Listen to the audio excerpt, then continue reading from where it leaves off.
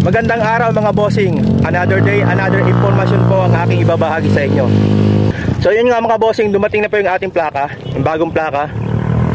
So yung motor ko, nakarehistro na to 2013.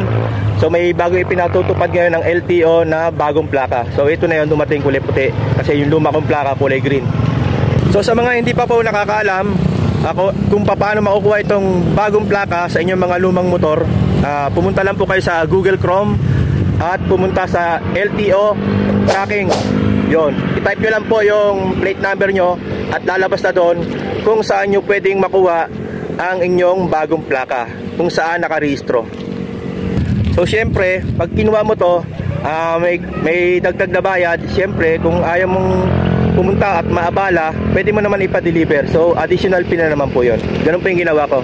So bali tumagal siya ng 1 buwan kasi nga verification pa, tsaka yung motor hindi pa nakapangalan sa akin, pero nakarehistro, tapos nakanotaryo sa attorney.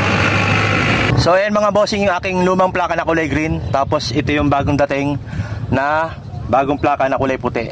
So ikakabit na natin yan kasi sa pagkakaalam ko, ngayong November magpapatupad na sila sa checkpoint o kung saan mang lugar na paghuhuli sa mga lumang plaka na hindi pa ikinakabit.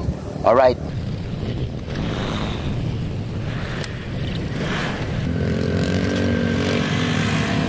Ayan mga bossing, ikabitan natin yung ating bagong plaka.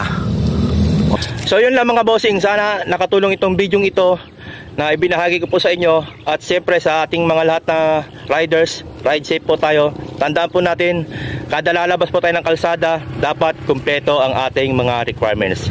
Alright, magandang umaga.